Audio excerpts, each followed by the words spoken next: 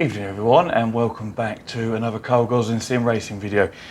This week I wanted to take a quick look at trying to reduce something that we all hate as sim racers, which is flex or movement in any of our sim racing equipment, whether it's your wheel base on the wheel deck, whether it's flexing the pedal deck, whether it's your shifter mount, maybe it's a bit wobbly.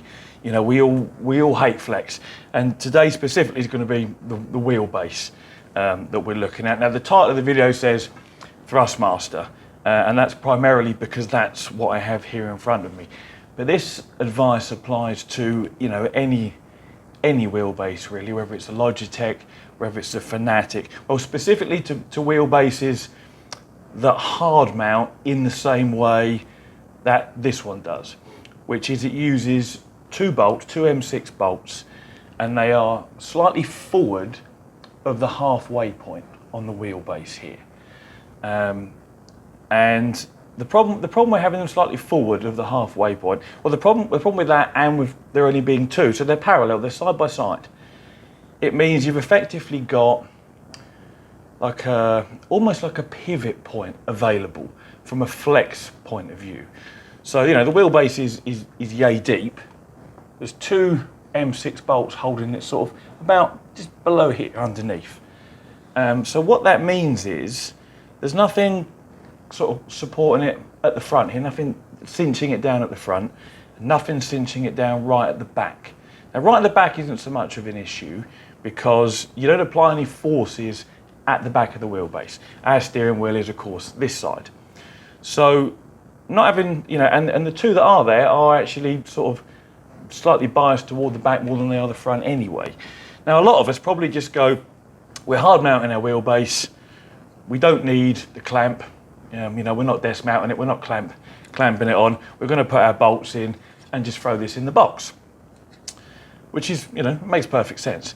But with the bolts being where they are, slightly predisposed toward the back half, and with there only being two of them and they're parallel, what it allows for is the wheelbase to actually flex or move. It's not really, I mean, it is flexing a little bit because it's metal and plastic, so there is some movement there. But what it allows it to do is you might not see it in the video, but there is up and down movement in the base there. Now, it isn't my wheel deck because I've eliminated the flex that was in this wheel deck, and I'll talk about that in another video. And this is what brought it to my attention, actually.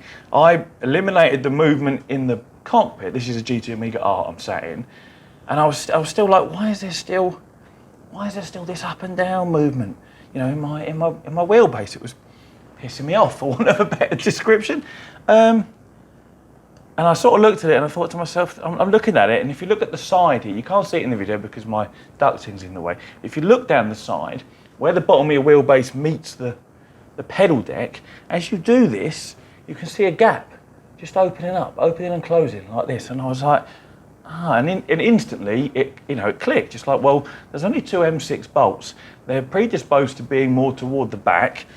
We're applying our forces way forward at that point, which means we've got loads of leverage to sort of try and peel that away from the plate that it's bolted to, and that's exactly what was happening.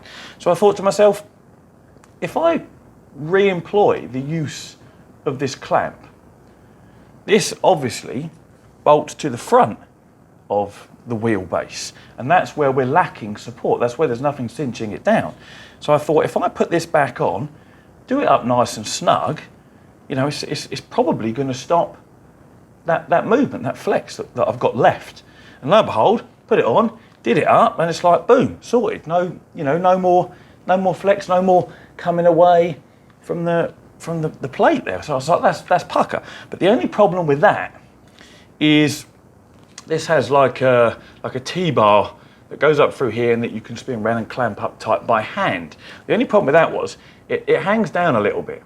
And not only does it rattle with the vibrations and whatnot, I kept hitting my knee on it every time I got in and out, or even, you know, under aggressive racing in dirt rally, smacking my right knee on it, and it really hurts, like when you hit it in just the right spot on your kneecap. So I thought to myself, how can I, you know, it sits down probably a good couple of inches below here. I haven't got it to show you because it's up in the loft, and to be honest, I couldn't be asked to get it out for the sake of demonstration. If you've got one, you all know what it looks like. So that was a little bit annoying.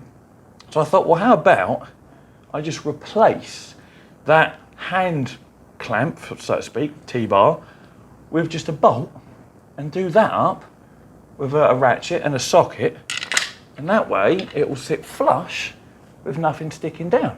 So it's exactly what I've done. So if you've got a Thrustmaster wheelbase and you want to be doing this, these are M10. In fact, I'll throw an eBay or Amazon link if you really want to have it simplified for you. You just click through and buy one.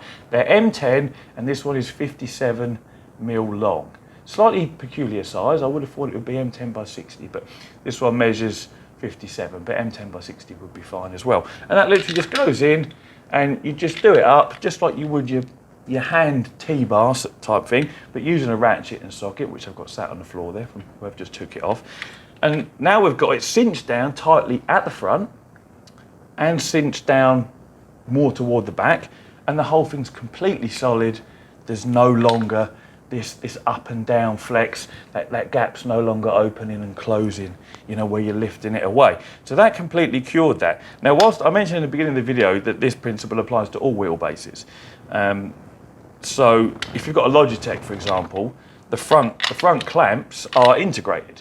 So, you probably have done them up anyway, just so they're not rattling around. But if you haven't, and you've hard mounted it using the two M6 bolts for the Logitech, then use your front clamps as well. You know, maybe you have to move the wheel back a touch if you need to, but if you can, use those two front clamps, do them up as well, and that will do the same thing. It'll give you a much more solid fixing to your steering wheel deck than if you don't do it. And I haven't got a Fanatic wheelbase here, but if they're held on by only two as well, then the same thing applies. If I haven't got one, so I don't know what their clamping system looks like, but presumably it comes with some sort of clamp. If you can employ that as well, it's going to eliminate that movement, which all of us hate. I've just hit the microphone. Sorry about that. And it made such a difference, because when you've got flex in a wheelbase that's got reasonable torque, you know, these aren't the strongest things in the world, but they put out a reasonable amount. In fact, if anything, the weaker wheels need to be almost, you know, cinched down harder than the more powerful ones, because with the more powerful one, it can put out such greater forces that you're still going to notice all your little lumps and bumps, even with a little bit of play. You still don't want it. But with these weaker wheels, you know, they haven't got a lot of strength in the first place. So if you add flex, which is just a form of dampening, really, you're going to lose some of your finer details. And it made such a difference. You know, once I got rid of the flex in the cockpit, and then finally this as well, honestly, it was a night and day difference. The wheelbase felt like a new wheelbase. There's just so much that gets lost that now isn't lost.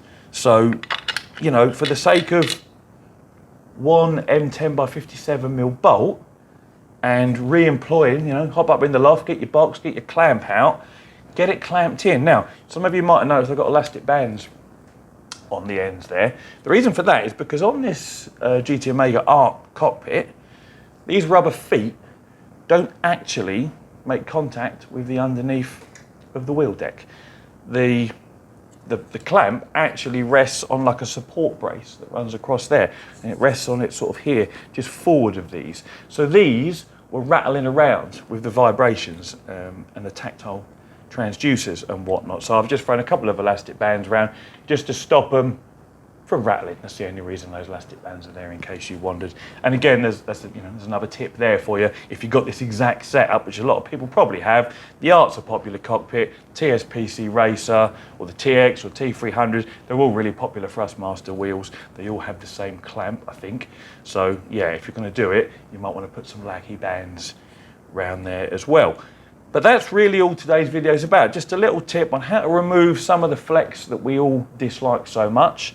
And just really, you know, to let you know how much better it feels without it there. So if you've got a Thrustmaster wheel, this is the way to go. If you've got the Logitech wheel, do those inbuilt clamps up. If you need to move the wheelbase, you know, back on your rig a little bit to be able to engage them, because maybe the pre-drilled holes leave them hanging forward a touch because they're not very deep, then I recommend you go to the next set of holes back, or even drill another set of holes if you need to, because cinching this wheelbase down as solid as it can be makes such a difference. So yeah, I would absolutely recommend that. Again, I haven't got a Fanatic wheelbase, but presumably if that's held down by, you know, like a triangular pattern or 4 bolts, you haven't got to worry. I don't know, I haven't got one. But if it's got a clamp and only 2 bolts, get your clamp out. If you're hitting your knees on it like you are with this, grab yourself a bolt, whatever size you need. It looks like I'm sticking my fingers up at you all, but I'm not. I'm just illustrating. You know, that's the way to go. And that'll give you a much more solid, you know, fixed wheelbase. And then you're just down to flex in whatever cockpit or wheel stand you might be using. I'm not going to bolt this back on and try and demonstrate the difference because you can't even see it with this in the way, but I'm sure you'll understand, you know, why we're doing it and the benefits it's going to bring. But only a short video this week. I just thought it's a tip, something, you know, to share with you guys that I discovered quite a while ago and made a big difference to me. So I hope it makes a big difference to you too. Thanks to my patrons, my donators, my supporters, the manufacturers that are sending me bits and bobs. GT Omega are actually sending me some more bits and bobs. You saw the review of their Apex wheel stand the other week. They're sending me the back half to turn that into a full cockpit and a seat to go with it. So there'll be a review of that coming up probably in about a month because they're on back order. They've still got big stock issues like a lot of places have. So that is coming. I do have the Next Level Racing direct drive wheel stand here. I need to get that assembled and reviewed for you guys as well. So, who else got in contact? Lowdown Shifter, Mark at Lowdown Shifter sent me over one of his shifter mounts for the Playseat Challenge. So we'll be having that coming up soon as well. I've still got lots of other videos I want to make. The Pimp My Playseat video is still to come, where I strap as many accessories to a Playseat Challenge as I possibly can and see if we can still get it to fold away and, you know, just how usable that becomes. But yeah, lots more to come on the channel. As always, thanks very much for watching. Take it easy and have a good weekend.